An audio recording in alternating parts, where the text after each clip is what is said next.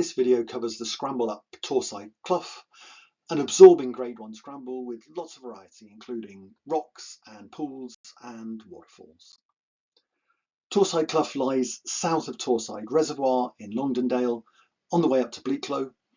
Fuller details of parking and routes and grading are given in the text description underneath the video.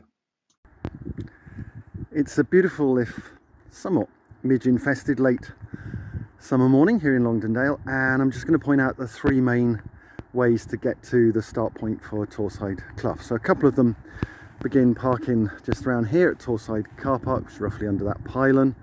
One I'm taking is to go through the gate here, walk up onto the shoulder of the hill, and then there's a path that runs along this shoulder through there and into Torside Clough.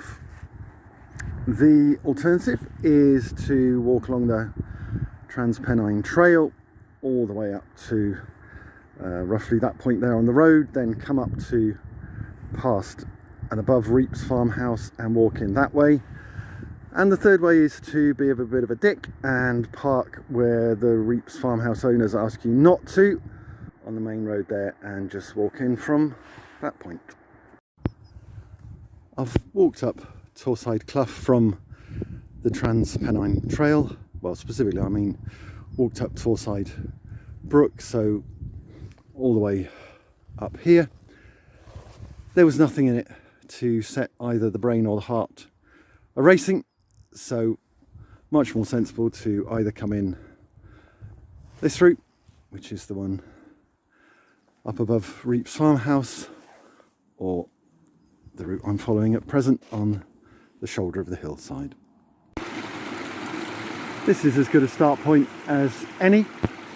So the shoulder path coming direct from the car park comes out here by this rock and tree.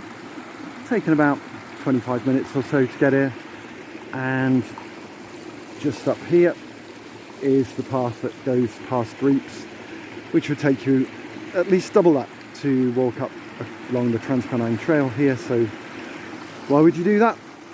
It makes sense to come in on the shoulder path direct from the car park. Actual entry point into the brook can be just here before this little footbridge, so that you can walk yourself up that little cascade there. This is how Torside Clough carries on above the little footbridge and first cascade, series of rocky cascades.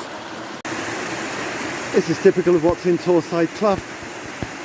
Nothing very special, just a kind of 5 or 6 foot waterfall, but because you're entering it from a pretty deep pool, already been in a couple of these, and they've been at least up to chest height, so the total height altogether more like 10 to 12 feet. Now coming to a section of Torside Clough where there's a bit of a rocky overhang. It's carrying on much as before, this mixture of pools and rocks and constantly moving upwards, so you're always scrambling. Not too slippery, though that might be to some extent the fact that I'm wearing these Vivo Barefoot Tempests, which have slightly better grip than I'm normally used to. The clough opens up now a little bit to a series of gentle cascades, easy enough to get up. These are the moments when nothing beats clough scrambling, nice mossy stepped surface to climb up, bright sunshine sparkling on the water, and the beauty and the solitude of the clough. There's nothing difficult here, there's no real problem solving to do, but the gradient means that it's a constant pleasure to scramble up Torside Clough. Not a massive fan of this bit. There's certainly a sense that at some points in the past a lot of rocks have fallen down. You can stay in the middle and avoid them. As you move further up, the lesser flow of water means that the rocks are getting a little bit slipperier. One advantage, there's fewer midges knocking around, at least today, and there's a nice steep bit coming up to scramble over.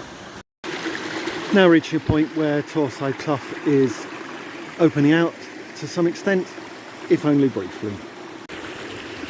As part of this opening out, this is where Torside Brain goes off to the left, and and there's a few little bits and pieces left, like this waterfall coming up.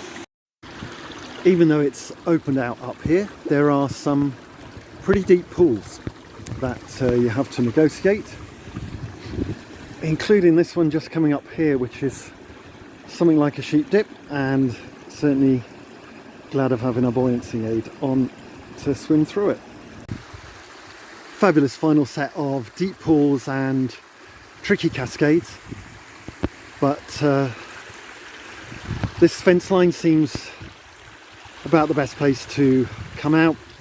You can just walk up there, and the Pennine Way is at the top of that ridge.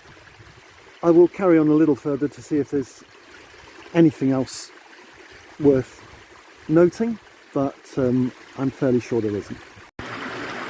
This is what's above the fence line along Torside Clough, which is kind of more of the same pools and little cascades, only less so than what was there previously, so only really worth carrying on if you're thirsting for more.